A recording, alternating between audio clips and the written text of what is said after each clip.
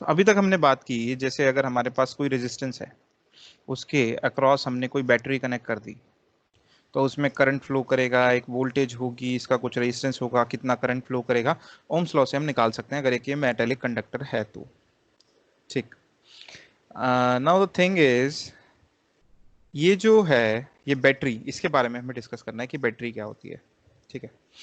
कितने लोगों ने के घर में इन्वर्टर है? कोई ऐसा है जिसके घर में इन्वर्टर नहीं है? इन्वर्टर की बैटरी आपने देखी है, एड में देखी होगी, नहीं तो एडवर्टीजमेंट्स वगैरह में आपने देखा होगा कि एक ऐसे बड़ी सी बैटरी होती है, भारी सी। और अगर आपने कभी नोटिस किया हो तो सेम चीज जो होती है ना, कार की बैटरी में भी होती है। ठीक है। सेम चीज, बिल्कुल एग्जैक्टली सेम। अब यहाँ पे देखोगे कि बहुत सारे यहाँ पे ना ढक्कन से लगे होते हैं, जिनमें इलेक्ट्रोलाइट फील्ड होता है। ये नोटिस किया कभी? ठीक है। होता क्या है, ये सभी सेल होते हैं। ठीक है। सेल होते हैं। सेल क्या होता है, बुक में से डायग्राम हम ले लेते हैं इसका। ठीक है। तो सेल के बारे में हमें बात करनी है। ठीक है। So this is a cell. यहाँ पर हम इस तरह से बोल सकते हैं, या थोड़ा सा और आगे देख लेते हैं, वहाँ पे स्पेशली इसी के लिए दिया हुआ है एक डायग्राम। ठीक है। तो ये हमारा एक सेल है, इसको मैं कॉपी पेस्ट कर लेता हूँ।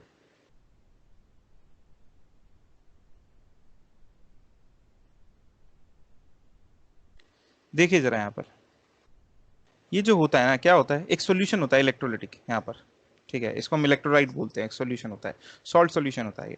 यहाँ पर दो इलेक्ट्रोड होते हैं जो पॉजिटिव और नेगेटिव होते हैं। जैसे हमने यहाँ पर क्या दिखा रखा है, यहाँ पर हमने दो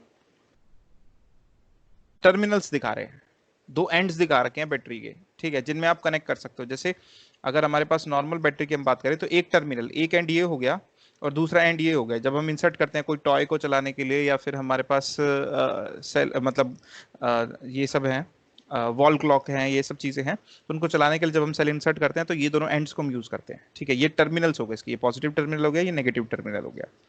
ठीक है। वो नेगेटिव टर्मिनल्स क्या होते हैं, पॉजिटिव और नेगेटिव टर्मिनल्स एक्चुअली ये होते हैं। ठीक है। इनको हम बोलते हैं इलेक्ट्रोड्स। हो सकता है आपने 10th क्लास में देखा हो या 9th में देखा हो। यहाँ पे एक सॉल्यूशन होता है। अब करंट कैसे फ्लो करता है, यहाँ पर क्या होता है, बहुत सारे चार्ज डिपॉजिटेड होते हैं, पॉजिटिव, और यहाँ पे क्या होता है, नेगेटिव डिपॉजिटेड होते हैं। ठीक है। होता क्या है, जैसे ही हम इस बैटरी को कनेक्ट करते हैं इस सर्किट में, ये सर्किट दिख रहा है ना आपको, जैसे हमने बैटरी को कनेक्ट किया तो होगा क्या, एक इलेक्ट्रॉन जो होगा वो उठ करके ऐसे करके ट्रेवल करके आएगा यहाँ पे पॉजिटिव साइड। ठीक है। तो होगा क्या, जो इस इलेक्ट्रोड का पॉजिटिव पोटेंशियल है वो लिटिल बिट कम हो जाएगा। ठीक है। ये जो पोटेंशियल डिफरेंस है यहाँ पर, ये कम हो जाएगा जैसे ही एक इलेक्ट्रॉन मूव करके यहाँ पर आया। अब ऐसा करने से क्या होगा कि जो यहाँ पर जो इलेक्ट्रोलाइटिक सॉल्यूशन है इसमें आयंस होते हैं। ठीक है। ये क्या करेंगे, ये इससे एक इलेक्ट्रॉन लेंगे और ब्रेक हो जाएंगे। ठीक है। और ये ब्रेक होकर के वापस यहाँ पर पॉजिटिव आयंस और यहाँ पे नेगेटिव आयंस इकट्ठे होने लगेंगे, जिसकी वजह से ये क्या होगी, वोल्टेज मेंटेन रहेगी। ठीक है। तो होता क्या है, जैसे जैसे चार्ज मूव करता है, अगेन अंदर भी क्या होगा, एक इंटरनल मोशन होगा चार्जेस का या इलेक्ट्रॉन्स का।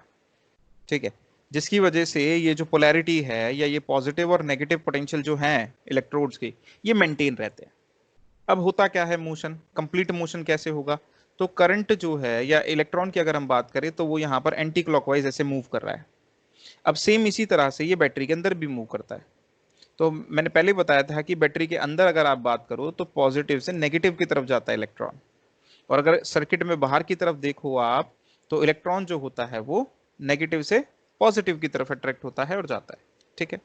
वो क्या रहा है यहाँ पर, ये जो वोल्टेज है, ये वोल्टेज मेंटेन की जा रही है। ठीक है। वोल्टेज क्या होता है, वर्क डन इन सेपरेटिंग और ब्रिंगिंग चार्ज क्यू। ठीक है। किसी चार्ज क्यू को सेपरेट करने के लिए जो वर्क हमें करना पड़ेगा, दैट इज वोल्टेज। ठीक है। तो यहां पर ये जो वोल्टेज है ये हमारे पास इलेक्ट्रिकल एनर्जी की फॉर्म में है, और वो कहाँ से मिल रही है, वो हमें इस इलेक्ट्रोलिटिक सॉल्यूशन की मदद से और इलेक्ट्रोड की मदद से मिल रही है। तो हो क्या रहा है, अल्टीमेटली यहाँ पर एक जो केमिकल एनर्जी है इसकी, ये कन्वर्ट होती रहती है धीरे धीरे धीरे धीरे धीरे। ठीक है। अब धीरे धीरे यहाँ से कुछ गैसेस एमिट होती रहती हैं या रिएक्शंस होते रहते हैं, तो इसकी जो केमिकल एनर्जी एक बार पूरी तरह से खत्म हो जाएगी। तो ये जो इलेक्ट्रिकल एनर्जी है, ये जो वोल्टेज मेंटेन कर पा रहा है, ये भी नहीं कर पाएगा। तो ये सेल भी डाई आउट हो जाएगा, इसीलिए इसकी कुछ लाइफ होती है। ठीक है, अभी कोई डाउट है इसमें किसी को तो बताइए। सर ये जो लास्ट लाइन आपने बोली थी वो रिपीट करना।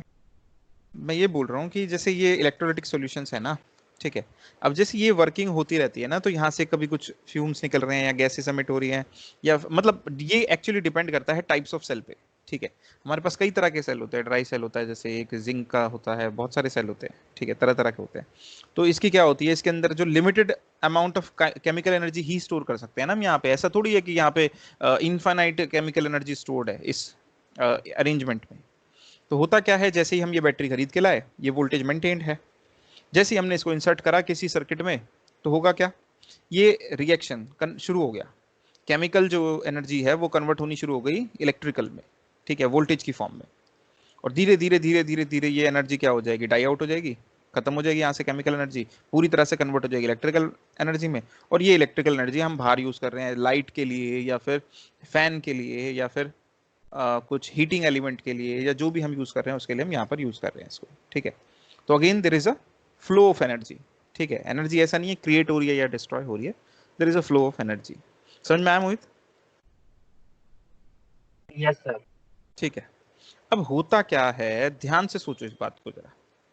अंदर भी तो मोशन हो रहा है ना चार्जेस का, बैटरी के अंदर भी तो चार्जेस का मोशन हो रहा है, और अंदर भी आयंस है। ये सॉल्यूशन जो है ये खाली इलेक्ट्रॉन्स का थोड़ी बना हुआ है, इसके अंदर भी तो आयंस है। ठीक है, तो जब ये इलेक्ट्रॉन मूव करेंगे तो उन आयन से भी टकराएंगे, वहां पे भी कोलिजन होंगे, वहां पे भी आयंस के मोशन को हिंड्रेंस ऑफर होगा, और वही क्या होगा, सेल का रेजिस्टेंस होगा, एक सेल का रेजिस्टेंस हो गया। ठीक है, ठीक है, इस रेजिस्टेंस को, क्योंकि ये बैटरी का अपना रेजिस्टेंस है, इसको हम क्या बोल देते हैं, इंटरनल रेजिस्टेंस। मतलब ये आंतरिक रेजिस्टेंस है, इसका बाहर के सर्किट से कोई लेना देना नहीं है। आपको तो ट्यूब जलानी थी ना, तो ट्यूब का अपना रेजिस्टेंस है, या आपको जो बल्ब जलाना है उसके फिलामेंट का अपना रेजिस्टेंस है। लेकिन जो बैटरी आप लेकर के आए हो, जो एलईडी जलाने के लिए बैटरी आप लेकर के आए, उसका भी अपना रेजिस्टेंस है। वो जो रेजिस्टेंस है वो क्या कहलाता है, वो इंटरनल रेजिस्टेंस होता है, और इन जनरल हम उसको स्मॉल आर से डिनोट कर देते हैं। ठीक है, कोई डाउट है इसमें तो बताइए।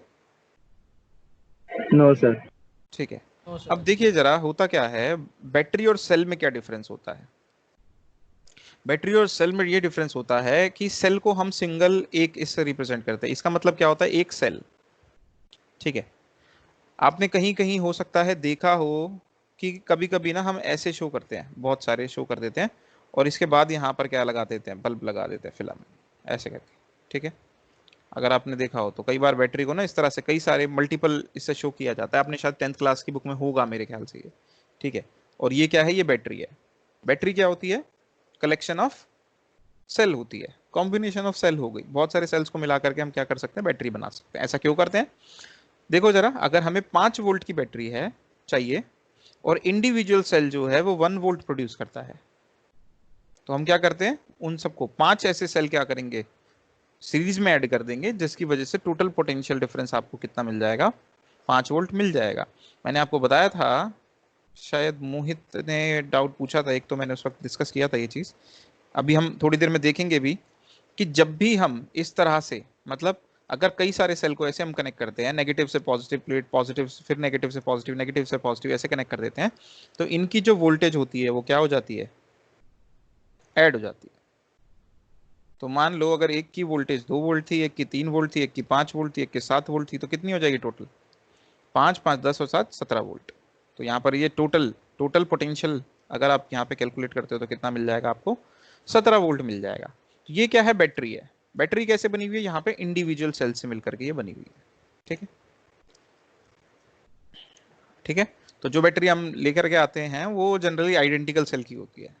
ठीक, तो जैसे यहाँ पे 2 वोल्ट की है तो 2 वोल्ट की होंगी सभी। ठीक है, तो अगर 20 वोल्ट दे रहा है तो एक की 2 वोल्ट है तो, और 20 वोल्ट दे रहा है आपको, तो इसका मतलब कितने मिनिमम सेल होने चाहिए उसके अंदर, 5 सॉरी 10, 20 वोल्ट दे रहा है ना, तो 2 + 2 + 2 + 2 एंड सो ऑन। तो ऐसे 20 करना है आपको। तो ऐसे कितने सेल लेने पड़ेंगे? 10 सेल लेने पड़ेंगे एक बैटरी बनाने के लिए। मेरे को बताइए सेल और बैटरी में डिफरेंस क्लियर है हमसा?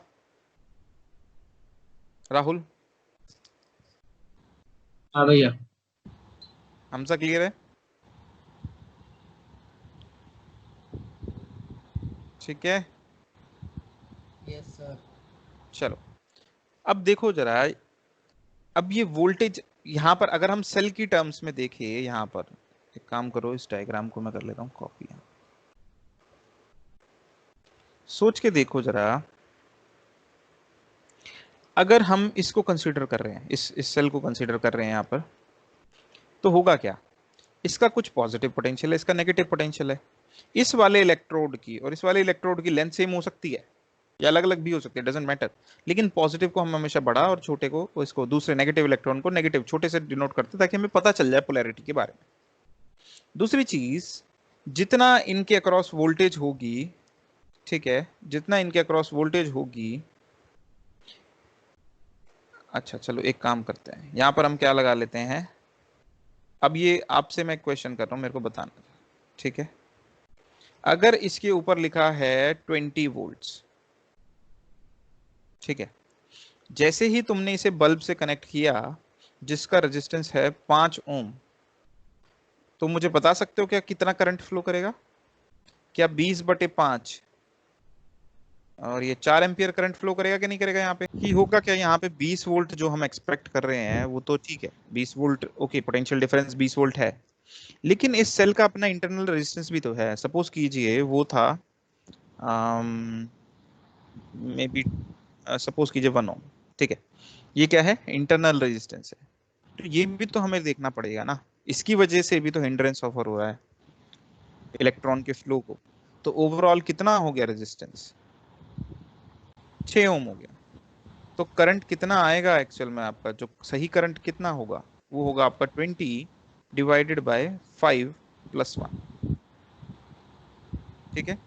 और ये कितना हो जाएगा? 20/6, और ये 6×3 = 18 और 3 ऐसा करके आ जाएगा, इतना एम्पियर करंट आएगा, ठीक है। तो इंटरनल रेजिस्टेंस की वजह से जितना करंट हम एक्सपेक्ट कर रहे थे उतना नहीं आ रहा है, उससे कम आ रहा है, ठीक है। सेम चीज को पहले ये बता दीजिए, इसमें ये क्लियर है कि नहीं है? अगर इसमें दिक्कत है तो बताइए। क्लियर है सर। ठीक है, नेक्स्ट चीज यहाँ पर क्या है कि हमने 20 वोल्ट एक्सपेक्ट करा था, अगर आप यहाँ पे वोल्टेज निकालो तो कितनी वोल्टेज आपको मिलेगी? ठीक है, सेम सर्किट हम क्या कर रहे हैं, यहाँ पे ड्रॉ कर रहे हैं, वापस से मैं ड्रॉ कर दे रहा हूँ इसको। हमने यहाँ पे 20 वोल्ट एक्सपेक्ट किया था, लेकिन हमें 20 वोल्ट मिल रहा है क्या यहाँ पर बल्ब के अक्रॉस? दैट मीन्स बल्ब के अक्रॉस कितनी वोल्टेज हमें मिल रही है एक्चुअल में? 20 वोल्ट तो तब मिलती जब ये रेजिस्टेंस नहीं होता। देखो जरा, अब यहाँ पे क्या होगा, यहाँ से कुछ करंट फ्लो कर रहा है, इस बल्ब का रेजिस्टेंस मान लो कैपिटल आर है और ये स्मॉल आर है। तो मेरे को बताओ जरा, ये वोल्टेज इसके अक्रॉस वोल्टेज कितनी होगी बल्ब के अक्रॉस? V = जितना करंट इससे पास कर रहा है और जितना रेजिस्टेंस है, ठीक है। अब ये करंट जो है ये 4 एम्पियर नहीं है, ये 3.33 एम्पियर है, और ये क्या है? ये क्या है? ये हमारा 5 है, ठीक है। तो 5×3 = 15, 16 और 16, कितने वोल्ट वोल्टेज हमें मिल रही है? क्या हमें 20 मिल रही है इसके क्रॉस वोल्टेज? बताओ जरा। इसके क्रॉस हमने 20 वोल्ट की बैटरी को कनेक्ट करा, लेकिन वोल्टेज 20 मिल रही है क्या, जो हमें एक्सटर्नल सर्किट में? तो एक्सटर्नल सर्किट में हमें वोल्टेज 20 नहीं मिल रही, ठीक है। इसमें कोई डाउट है तो बताओ। तो इसमें हमारे पास दो तरह की वोल्टेज हो गई यहाँ पर। अगर हम बात करें, अगर हमने कोई बैटरी को कनेक्ट किया है तो हमारे पास दो तरह की वोल्टेज हो गई। एक वोल्टेज जो एक्सटर्नल सर्किट में मिल रही है, और एक वोल्टेज जो उसकी रेटिंग दे रखी है आपने। लेकिन जब भी आप कनेक्ट करोगे इतनी वोल्टेज आपको कभी मिल नहीं सकती, चाहे हल्की सी ही कम हो जाए, ठीक है। हो सकता है कि 19 वोल्ट मिल जाए, हो सकता है 19.55 वोल्टेज मिल जाए, हो सकता है 19.9 वोल्ट मिल जाए, लेकिन पूरी 20 तो कभी मिलेगी नहीं अगर इन दोनों के अक्रॉस 20 है तो, ठीक है।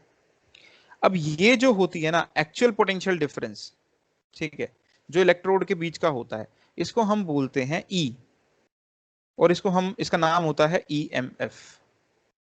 इसका पूरा नाम होता है इलेक्ट्रो मोटिव फोर्स। ठीक है, ये जो है वोल्टेज, और जितनी वोल्टेज ये दे सकता है एक्सटर्नल सर्किट में, उसको हम बोलते हैं, उसको हम डिनोट करते हैं V से, और ये कहलाती है हमारी वोल्टेज या फिर पोटेंशियल डिफरेंस, जितना हमें मिल सकता है एक्सटर्नल सर्किट में। ठीक है, मेनली हम ये टर्म यूज करेंगे। तो वोल्टेज और ईएमएफ जो है दोनों अलग अलग चीजें हैं। ये फोर्स नहीं होती, इसके नाम से कभी कभी कंफ्यूजन हो जाता है, ये फोर्स नहीं है। ये इलेक्ट्रोमैग्नेटिक फोर्स क्या है, ये वोल्टेज ही है, लेकिन ये मैक्सिमम वोल्टेज है अगर इंटरनल रेजिस्टेंस ना हो, तो जितनी प्रोवाइड कर सकता है ये एक्सटर्नल सर्किट में, लेकिन इंटरनल रेजिस्टेंस होने की वजह से कभी भी ये इतनी वोल्टेज दे नहीं पाएगा। अभी किसी को डाउट है इसमें तो मेरे को बताओ। No sir. ठीक है, सिंपल है ना। तो ये ईएमएफ और वोल्टेज में आपको डिफरेंस समझ में आना चाहिए। ठीक, सेम एग्जांपल फिर से ले रहा हूं, एक चीज और क्लियर करनी है इसमें, फिर बाद में हमें प्रॉब्लम नहीं होगी, नहीं तो फिर कहीं ना कहीं जाके कंफ्यूजन आपको क्रिएट हो ही जाएगी अगर ये पॉइंट डिस्कस नहीं किया तो।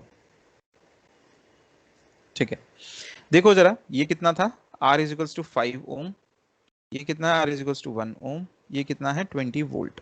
तो ये 20 वोल्ट तो अब हमारी ईएमएफ हो गई, लेकिन यहाँ पर जो वोल्टेज मिल रही है वो वोल्टेज अलग है। वोल्टेज अब हमने कैलकुलेट की, ये V जो कैलकुलेट किया है बल्ब के अक्रॉस, तो ये कितना आ रहा है 16.67 आ रहा है, सॉरी 5 वोल्ट आ रहा है। ठीक है, ये हमारी वोल्टेज आ रही थी। अब सोच करके देखो जरा, ध्यान से सोचो जरा इस बात को, कि अगर बल्ब के अक्रॉस वोल्टेज V है, तो ये जो टर्मिनल, अगर मैं ये दोनों टर्मिनल उठा लूं, टर्मिनल मतलब एंड्स, तो इनके अक्रॉस भी तो सेम ही वोल्टेज होनी चाहिए ना, पैरेलल में हो गया ना, ये पूरा का पूरा जो कॉम्बिनेशन है ये बल्ब के पैरेलल में हो गया। तो जितनी वोल्टेज बल्ब की होनी चाहिए वो इन दोनों की मिला के होनी चाहिए, इंडिविजुअल नहीं है, इंडिविजुअल तो पता ही है हमें, इसकी भी इसी की हो गई। ठीक है, तो जितनी वोल्टेज बल्ब की होगी वो इसकी मिला करके होनी चाहिए, लेकिन इसकी मिला करके होगी कितनी वोल्टेज। ठीक है, तो इसकी तो 20 हमें पता है, इसमें से अगर आई करंट फ्लो कर रहा है और आर इसका रेजिस्टेंस है, तो आई आर कितना होगा, देखो यहाँ पे I इंटू स्मॉल आर कितना होगा 3.33। ठीक है, 3.33 इंटू 1। अब यहां पर देखो, मैंने कुछ गलत कैलकुलेट किया है क्या यहाँ पे, वोल्टेज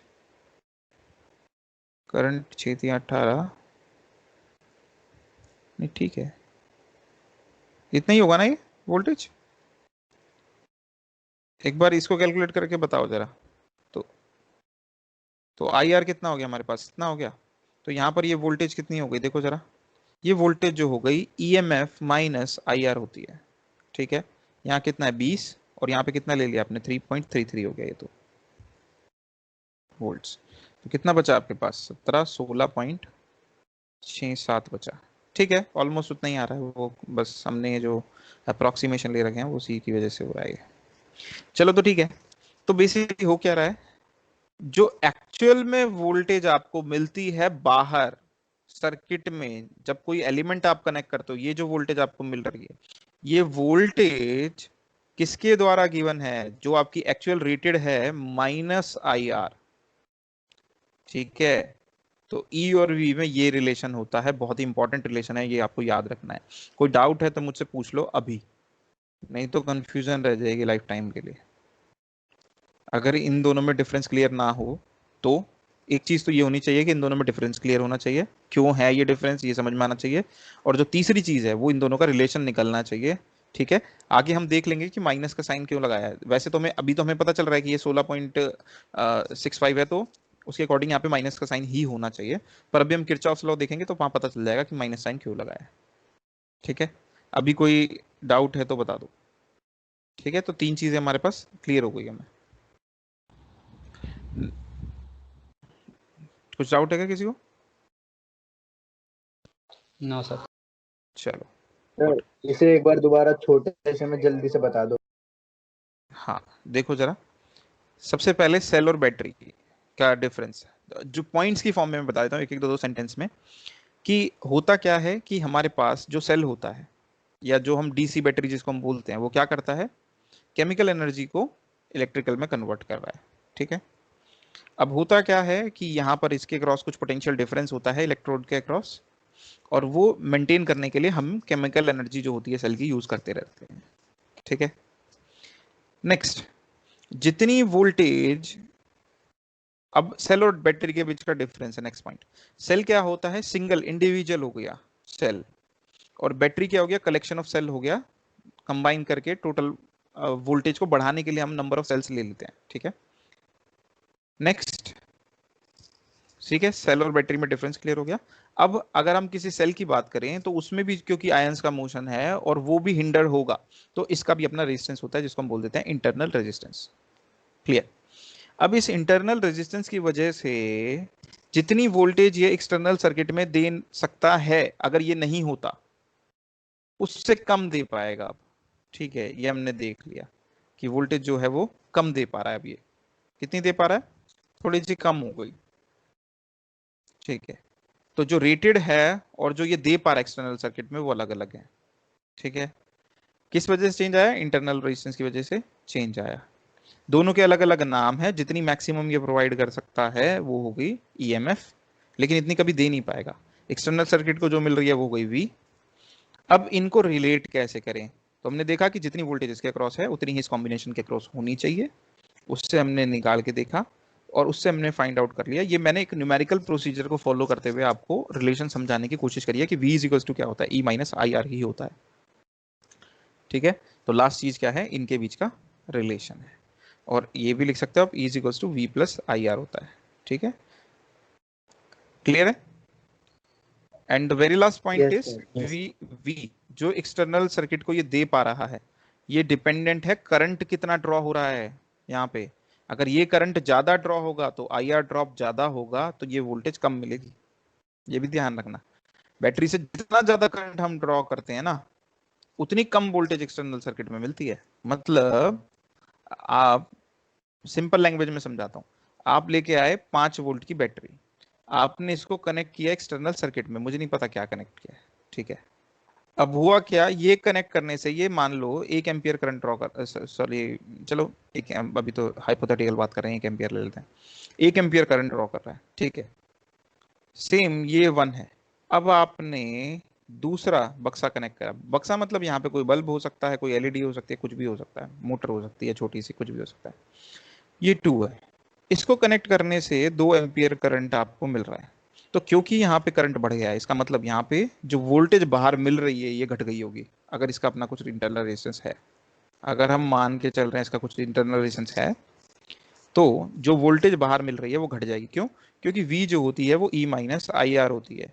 दोनों केस में बैटरी थोड़ी बदली, बैटरी तो बदली नहीं, और बैटरी नहीं बदली तो उसका इंटरनल रेजिस्टेंस नहीं बदला, लेकिन I जो है वो दोनों केसेस में बदल रहा है।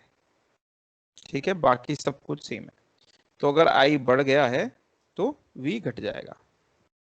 ठीक है, तो ये एक पॉइंट है फाइनल इसके बारे में। नेक्स्ट, हमें ये देखना है कि बैटरीज जब भी ऐसे कनेक्टेड होती हैं, सीरीज में कनेक्टेड होती है, इसको सीरीज कनेक्शन बोलते हैं। तो अगर इनकी ईएमएफ है E1, E2, E3 and so on, तो ये अगर इस तरह का कॉम्बिनेशन होगा, तो आप देख सकते हो कि जो टोटल ईएमएफ अगर आप इसकी निकालने चाहते हो कितनी है इन तीनों के अक्रॉस मिला करके, सेल के अक्रॉस, तो वो हो जाएगी E1 plus E2 plus E3। ठीक है, अगर इनका इंटरनल रेजिस्टेंस भी है R1, R2 और R3, और आप फाइंड आउट करना चाहते हो टोटल इंटरनल रेजिस्टेंस, तो वो कितना होगा। देखिए सारे रेजिस्टेंस सीरीज में कनेक्टेड है, तो सिंपली आप बोल सकते हो कि R1 plus R2 plus R3 आप ले सकते हो। ठीक है, अब क्योंकि सीरीज में कनेक्टेड है, अगर आपने इसको एक्सटर्नल सर्किट से कनेक्ट कर दिया, क्या होगा, कोई करंट फ्लो करेगा I। अब ये करंट आप देख सकते हो कि सब में क्या है, कॉमन है, I1 is equals to I2 is equals to I3 is equals to I, सब में समान करंट फ्लो करेगा I।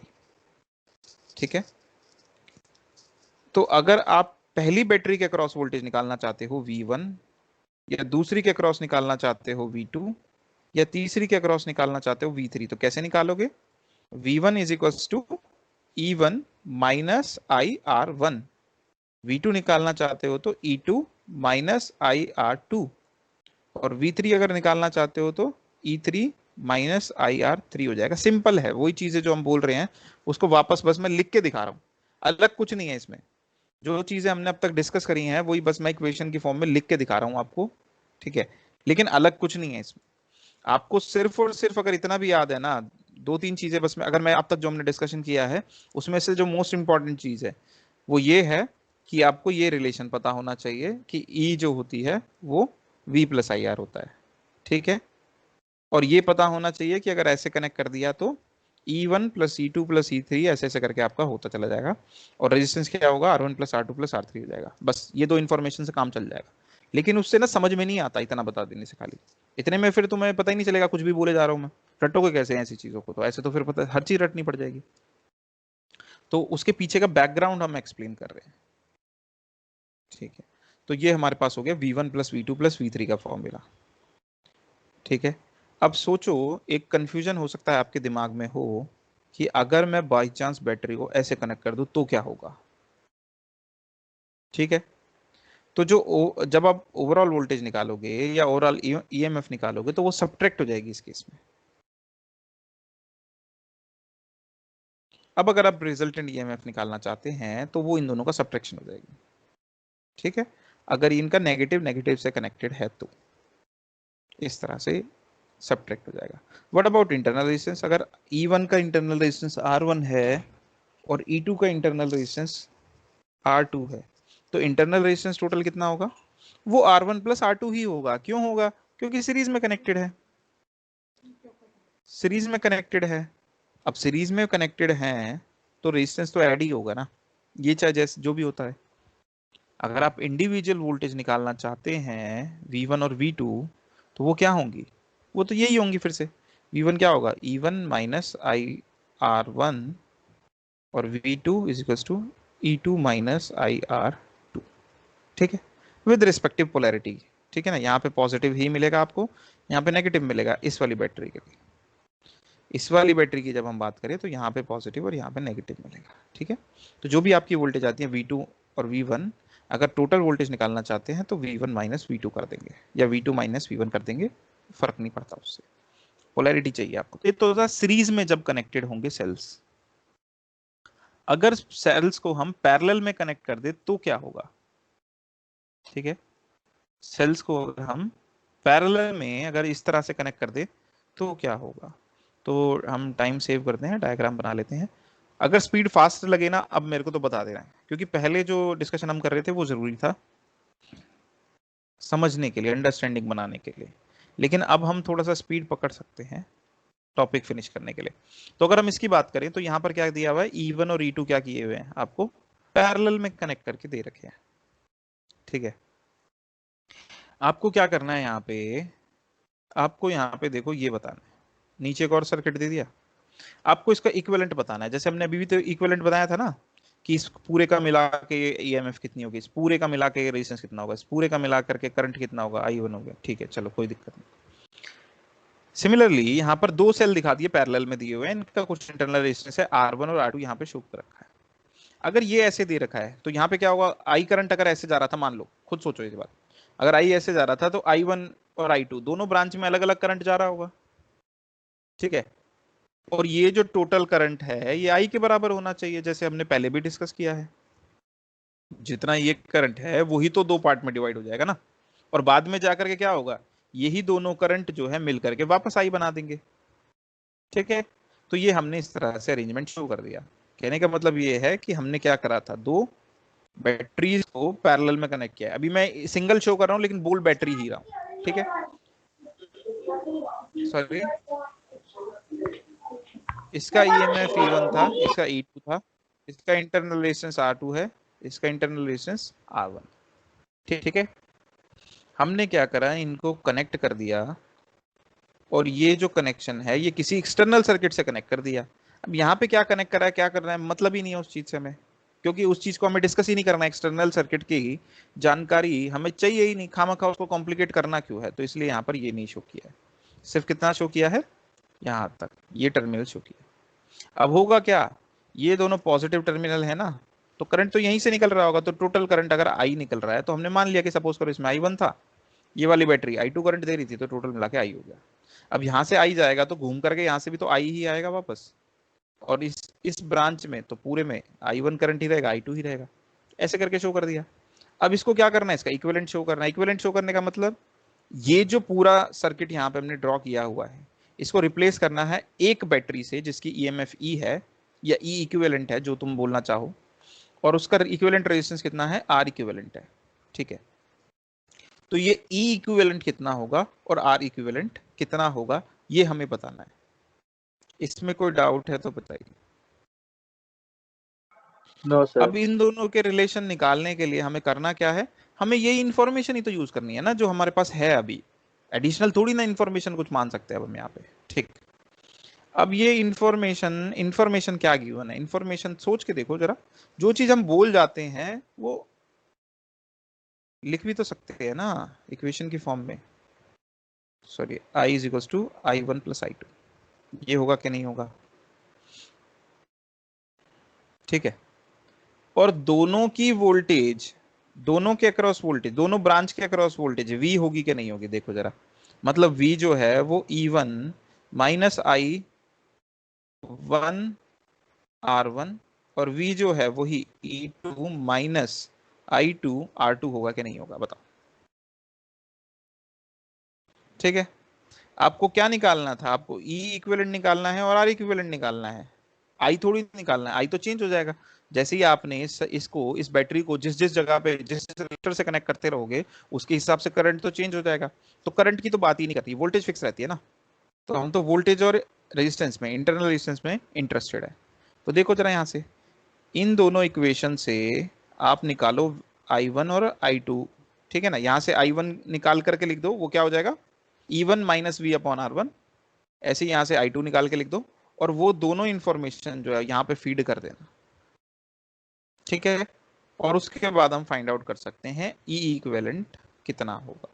ठीक है, क्योंकि हम मान के चल रहे हैं इससे आई करंट फ्लो कर रहा है। तो मैं यहाँ पर आपको बुक में शो कर देता हूँ, I think that will be sufficient. तो ये एक इक्वेशन हमारे पास बन गई। दूसरी इक्वेशन क्या बन गई, देखो E1 माइनस I1 R1 और E2 माइनस I2 R2 बन गई। अब किया क्या है, यहाँ से I1 और I2 की वैल्यू निकाल करके इसमें पुट करके इसको ऐड कर दिया तो ये आ गया। ठीक है, और ये किसके बराबर हो गया, ये आई के बराबर हो गया। तो करंट क्या होता है हमारा, करंट जो है वो ऐसे हमारे पास निकल के आ गया। इसी वैल्यू को, ये जो हमारे पास वैल्यू आई है, ठीक है, इसी को रीअरेंज करके, ठीक है, या फिर एक काम करो, ये जो इक्वेशन हमारे पास बनी है मैं इसको लिख ही देता हूँ, नहीं तो तुम लोग बाद में रोते रहोगे।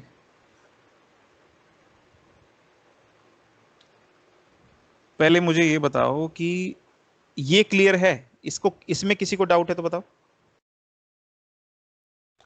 आई जो होगा यहाँ पे I1 निकाला हमने दूसरी इक्वेशन से, और I2 निकाला तीसरी इक्वेशन से। ठीक है, और यहाँ पे पुट कर दिया।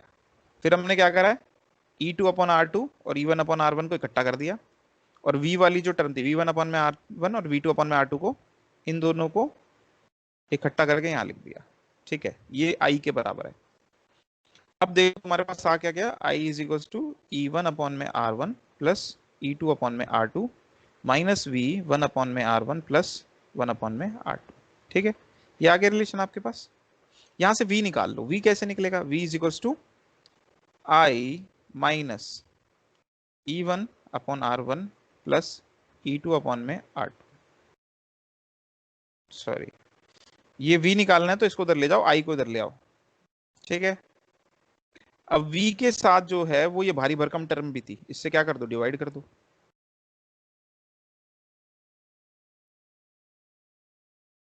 बोलो, कोई दिक्कत है तो।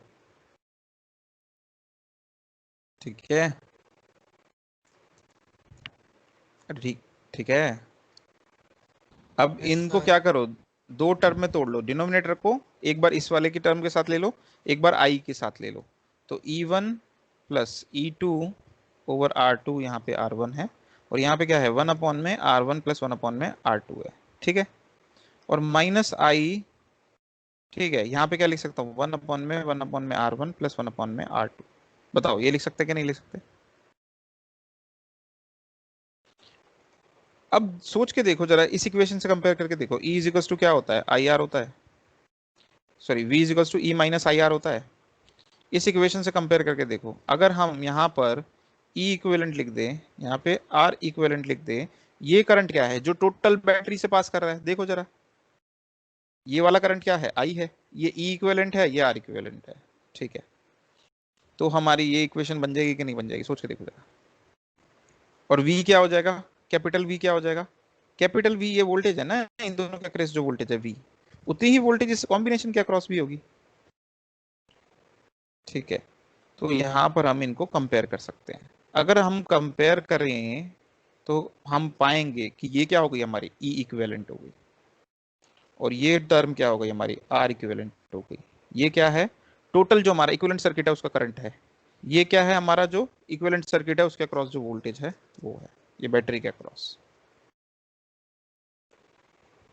अभी तक कोई डाउट है तो बताओ,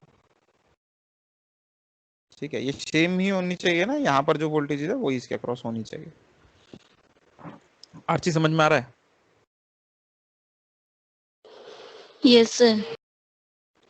बोलो जल्दी बाकी लोग, किस किस को नहीं समझ में आया, अगर नहीं समझ में आया तो बोलो जल्दी से। थोड़ा सा फास्ट इसलिए कर रहा हूँ, नहीं तो बहुत ज़्यादा डिटेल में जाने की वजह से ना फिर सिलेबस भी ऐसे ही रह जाएगा। अब इतना टाइम है नहीं अपने पास, करने को तो कुछ नहीं है इसमें, लगा नहीं सकते, आधा घंटा लगा लो, कोई दिक्कत नहीं है, पर ज़रूरत नहीं है उसकी।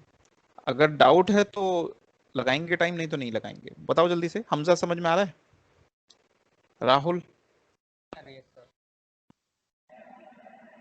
राहुल समझ में आ रहा है? हाँ भैया। चलो गुड।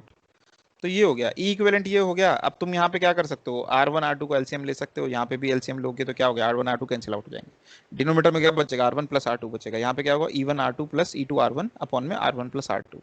इसको तुम सॉल्व करोगे तो क्या हो जाएगा, R1 R2 अपॉन में R1 प्लस R2। या फिर इसको तो तुम सेम ये भी कह सकते हो कि अगर तुम R1 R2 का, सोच के देखो यहाँ पे जरा, अगर R1 और R2 पैरेलल में है यहाँ पे ना, इनका पैरेलल कॉम्बिनेशन इक्विवेलेंट रेजिस्टेंस निकालोगे तो क्या आएगा बताओ, दो रेजिस्टेंस R1 और R2 अगर पैरेलल में है तो उनका R इक्विवेलेंट कितना आएगा, ये तो हमें पता ही है, 1 अपॉन में R1 प्लस 1 अपॉन में R2, ठीक है। तो यहाँ पे देखो कितना सिंपल है, कितना मजेदार चीज निकल के आई है सामने। सीरीज में है, रेजिस्टेंस है तो डायरेक्टली ऐड कर दो, ठीक है। बैटरीज को पैरेलल में लगा रखा है आपने, कोई दिक्कत नहीं, पैरेलल में लगा लो, तो रेजिस्टेंस तो वैसे ही निकल जाएगा जैसे सीरीज में निकला करते थे और जैसे पैरेलल में निकला करते थे, कैसे भी कनेक्ट कर लो, ठीक है ना। नेक्स्ट चीज हमारे पास क्या थी, ईएमएफ की बात करनी है, ठीक है। तो तीन केस है हमारे पास, अगर ऐसे कनेक्टेड डायरेक्टली तो सब ऐड होते चले जाएंगे, अगर अपोजिट है तो सब्ट्रैक्ट हो जाएंगे, और एक केस क्या हो सकता है, इस तरह का केस हो सकता है, ठीक है। इस तरह का केस होगा तो हम क्या कर सकते हैं उसमें, उसमें जो ईएमएफ होगी वो E1 R2 plus E2 R1 divided by R1 plus R2। देखो फॉलोइंग ऑब्जर्वेशन यहाँ पर हमने पाई है क्या, कि अगर बैटरी ऐसे कनेक्टेड है तो ईएमएफ क्या हो जाएगी, E1 plus E2 plus E3 हो जाएगी।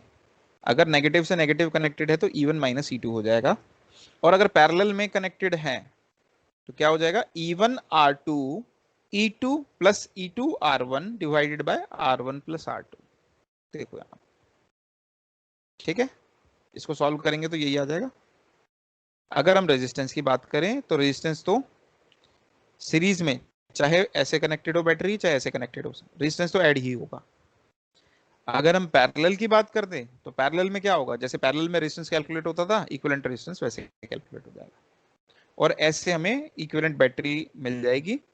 और अब उसकी वजह से हम एक्सटर्नल सर्किट को कंसीडर करते हुए सॉल्व कर लेंगे, ठीक है।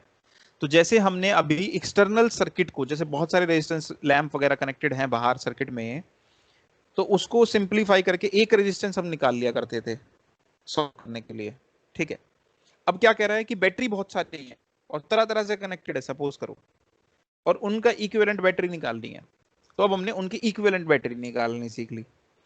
अब कहने का मतलब ये है सिंपल, अगर कोई सर्किट ऐसे दे दिया जाए आपको, मतलब ये मैं अपने ड्रॉ कर रहा हूँ पर बुक में नहीं मिलेगा आपको ऐसे डायग्राम, बट मेरे ख्याल से आप लोग समझ सकते हो, ठीक है। सपोज करो ये दो बैटरी अगर ऐसे कनेक्टेड है तो इसका मतलब क्या है, इनकी ईएमएफ क्या हो जाएंगी, ऐड हो जाएंगी, इनके इंटरनल रेजिस्टेंस क्या हो जाएंगे, R1 plus R2 directly add हो जाएंगे, ठीक है। साथ ही साथ ये देखो, सपोज करो एक बैटरी ऐसे भी कनेक्टेड है, ऐसे भी कनेक्टेड है, ये दे रखा है, ठीक है। ये बहुत ही कॉम्प्लिकेटेड मैं खुद से बना करके दे रहा हूँ आपको प्रॉब्लम, ऐसा ऐसा आपको मिलेगा कुछ नहीं, लेकिन ये सिर्फ क्लैरिटी के लिए है आपकी। क्या करना है, पहले इनको सॉल्व कर लो, फिर उससे जो आएगा ई इक्विवेलेंट आर इक्विवेलेंट, उनको इन सब के साथ जोड़ दो और आंसर आ जाएगा आपका। फिर उसको यूज करना है R1 R2 R3 को सॉल्व करने के लिए, ठीक है। इन तीनों का इक्विवेलेंट निकाल लो, एक रेजिस्टेंस आ जाएगा। इन सब बैटरीज को सॉल्व करके एक बैटरी आ जाएगी और उसका एक इंटरनल रेजिस्टेंस आ जाएगा, ठीक है। और एक यहाँ पे रेजिस्टेंस आ जाएगा। फिर बाद में क्या है, सिंपल सर्किट बन गया, V is equal to I R लगाओ, सॉल्व कर लो, खत्म कहानी। बोलो, चलो। तुम तो बोलोगे नहीं, शर्मीले लोगो, मैं ही एज्यूम कर लेता हूँ कि तुम्हें समझ में आ गया है। तो देखो यहाँ पे ऐसे ही अगर रेजिस्टेंसेस बढ़ते चले जाएंगे तो ऐसे ही ऐड करते चले जाएंगे, बैटरीज बढ़ती चली जाएंगी तो ऐसे ही ऐड करते चले जाएंगे, कोई दिक्कत है नहीं इसमें, ठीक है। यहाँ पे देख सकते हो तुम E इक्विवेलेंट अपॉन में R इक्विवेलेंट ये दिया हुआ है, ठीक है। ये याद रखना है इसमें, अगर ये वाला इस फॉर्म में फॉर्मूले को याद रखते हो तो। नेक्स्ट है किरचॉफ्स लॉ, और ये बहुत ही इंपॉर्टेंट है, ठीक है। ये जो जंक्शन रूल है और लूप रूल है, ये बहुत ही इंपॉर्टेंट है।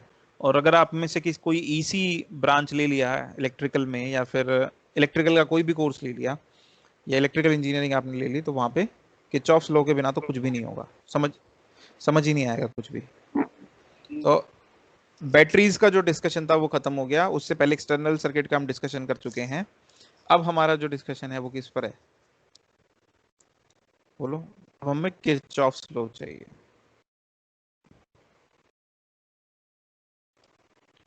किस काम आते हैं ये लॉ, सबसे पहले वो समझ लेते हैं। ये लॉ जो है ये हमें सर्किट को सॉल्व करने में मदद करते हैं, ठीक है।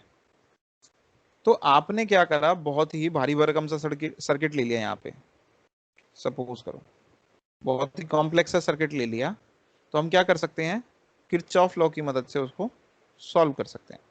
फिर यहाँ पे ये ले लिया, ये यहाँ पे ऐड कर दिया, फिर मान लो एक और रेजिस्टेंस है वो इसके साथ पैरेलल में आ गया, ऐसे ले लिया। तो क्या कर सकते हैं, बहुत ही कॉम्प्लिकेटेड सर्किट भी हो तो भी हम क्या कर सकते हैं, किरचॉफ लॉ की मदद से उस सर्किट को सॉल्व कर सकते हैं। फाइंड आउट करने के लिए, किस चीज, क्या फाइंड आउट करने के लिए, कि ब्रांच में कितना करंट है, ठीक है, किसी रजिस्टर में कितना करंट है, किसी के अक्रॉस कितनी वोल्टेज है, क्या है, जो हमने बेसिकली ओम्स लॉ से देखा था, वही यहाँ पर हम किरचॉफ लॉ की मदद से देख सकते हैं, ठीक है। ओम्स लॉ की मदद से देखोगे तो क्या होगा, पहले इसका इक्विवेलेंट रेजिस्टेंस निकालोगे, ठीक है। फिर उसके बाद क्या करोगे, ये करंट निकलेगा, फिर ये इक्विवेलेंट रेजिस्टेंस निकालोगे, ये निकालोगे, और ये होगा, इनकी मदद से ये करंट निकलेंगे और वोल्टेजेस निकलेंगी, ठीक है। उसके बाद इनको फिर से डिवाइड करोगे, फिर दूसरे करंट्स निकलेंगे, फिर उनकी वोल्टेज निकलेगी, ऐसे ऐसे करके तो बहुत बार वो लगाना पड़ जाएगा आपको ओम्स लॉ। लेकिन किरचॉफ लॉ लगा करके क्या कर सकते हैं, हम सिंपल एक लूप को उठा करके एनालाइज कर सकते हैं और 3-4 इक्वेशन बना करके उसको सॉल्व कर सकते हैं, ठीक है। बार बार वही काम ओम्स लॉ लगाने की जरूरत नहीं पड़ेगी, ठीक है। समझ में आ गया किरचॉफ लॉ क्या करे, कैसे, मतलब क्या करना है, जो हम बार बार हमें वो लगाना पड़ रहा था ओम्स लॉ, वो नहीं लगाना पड़ेगा, हम सिंपल 2-3 इक्वेशन लिख करके उसको सॉल्व कर सकते हैं सर्किट को, ठीक है। अब यहाँ पे हमें ये, इसके किरचॉफ लॉ है, किरचॉफ जो था वो हमारा क्या है, वो हमारा साइंटिस्ट है जिसने ये लॉज वगैरह दिए हैं, और इसने 2 लॉज दिए हैं जो कि हमेशा एप्लीकेबल होते हैं, कंडीशन नहीं है, किसी भी सर्किट पे ये हमेशा एप्लीकेबल है, ठीक है। तो यहाँ पर क्या है, वन इज जंक्शन लॉ और one is, another is loop law. तो एक हम क्या बोलते हैं इसमें, एक होता है लूप लॉ और एक होता है जंक्शन लॉ। तो पहले जंक्शन और लूप क्या होते हैं वो हम देखेंगे, फिर हम आगे डिस्कस करेंगे। इसके अलावा इसका दूसरा नाम भी होता है किरचॉफ्स करंट लॉ, ठीक है। इसका दूसरा नाम होता है किरचॉफ वोल्टेज लॉ, ठीक है। ये भी हम इसको बोलते हैं। अब हमें क्या समझना है, यहाँ पे 2 टर्म्स समझनी है कि जंक्शन क्या है और लूप क्या है। तो लूप होता है एक क्लोज्ड पाथ, मैं पहले भी बता चुका हूं, फिर से बता देता हूं। जंक्शन क्या होता है, जहां पे बहुत सारी ब्रांचेस मीट करती है, ठीक है, मल्टीपल ब्रांचेस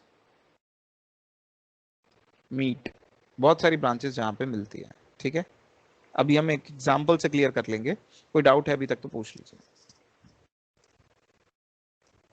चलिए, तो लूप लॉ की हम बात करते हैं, उससे पहले लूप हम बात कर लेते हैं क्या होती है। देखो जरा, ये हमारा क्या हो गया, एक सैंपल सर्किट हो गया। कोई सर्किट होगा, उसमें होगा क्या, यही बैटरी होगी, यही रेजिस्टेंसेस होंगे, इंटरनल रेजिस्टेंस होगा, या कुछ कुछ कुछ कुछ ऐसे ही होगा ना, ठीक है। ऐसे ही सर्किट आपको गिवन होगा ना, अगर हम रेजिस्टिव सर्किट की बात करें तो वो किसी भी तरह से कनेक्टेड होते हैं। अब लूप क्या है, लूप इसके अंदर बनने वाले क्लोज्ड पाथ है, ठीक है। जैसे कि आप इस ध्यान से देखिए जरा, मैं पॉइंट्स मार्क कर रहा हूँ, ए, ये पॉइंट बी, इससे होते हुए यहां से अगर आते जाओ और यहाँ पर आते जाओ ऐसे करके, तो ये क्या हो गया आपका सी पॉइंट, ये डी पॉइंट, और फिर यहाँ पर क्या हो गया ई पॉइंट और ए पॉइंट। सोच के देखो जरा, ए से बी तक गए, फिर ऐसे नीचे की तरफ आते हुए सी गए, डी गए, और फिर ई गए, और फिर ए तक गए। क्या एक क्लोज्ड पाथ मिल रहा है, मिल रहा है ना। तो ये क्या हो गई, ये एक लूप हो गई, इसको हमने फर्स्ट लूप बोल दिया, ठीक है। अब देखो जरा, बी से लेकर के आपने यहाँ पर एफ, ई के बाद एफ आ गया, ठीक है। तो बी एफ सी बी, ये क्या हो गई, ये क्लोज पाथ हो गया, तो ये एक लूप को रिप्रेजेंट कर सकती है। अब एफ से लेकर के जी, एफ से लेकर के जी, और फिर यहाँ पे D C, F D C, और ये एफ वापस से जो है ये क्या कर रहा है, ये एक और लूप को रिप्रेजेंट कर रहा है। ऐसे ही बाहर से भी एक और क्लोज पाथ आप यहाँ पे देख सकते हो कि करंट ऐसे घूम करके यहाँ पे जा सकता है, तो ये क्लोज पाथ हो गया, ये 4 हो गया। और भी लूप आप बना सकते हो, सिर्फ बाहर का सर्किट देखो, बाहर से होते हुए ही बाहर का सर्किट हो गया, ये हो गई लूप, 5 ही लूप। ऐसे बहुत सारी लूप बन सकती है, ठीक है। जितनी आपको बनानी है उतनी बना सकते हो, लेकिन जितने करंट हम मानेंगे, जितनी हमारी रिक्वायरमेंट होगी, उतनी ही लूप लेकर के हम सॉल्व कर सकते हैं, ठीक है। हो सकता है हमने 3 डिफरेंट करंट माने हो, तो हम केवल 3 लूप को ही कंसिडर करेंगे। अगर हमने 3 डिफरेंट करंट माने हैं, अगर तुमने 4 मान लिए तो तुम 4 लूप को कंसिडर करोगे। अगर तुमने 2 करंट माने हैं, तुम 2 लूप बनाओगे सिर्फ और सिर्फ, और 2 लूप को ही सॉल्व करोगे, आंसर आ जाएगा, ठीक है। तो 2 लूप बनाओगे तो इससे 2 इक्वेशन मिल जाएंगी, 4 लूप बनाओगे तो 4 इक्वेशन मिल जाएंगी, 3 लूप बनाओगे तो 3 इक्वेशन मिल जाएंगी, ठीक है। ओके, अभी मैंने सॉल्व नहीं करना सिखाया, अभी मैं सिर्फ आपको बता रहा हूँ एक सर्किट में क्लोज्ड पाथ क्या होता है और कितने क्लोज्ड पाथ आपको कंसीडर करने हैं। कितने कंसीडर करने हैं, जब आप लूप लॉ लगाओगे तो आप करंट एज्यूम करोगे। अगर आपने 3 करंट माने हैं तो 3 लूप लोगे, 4 माने हैं तो 4 लोगे, 5 माने तो 5 लोगे।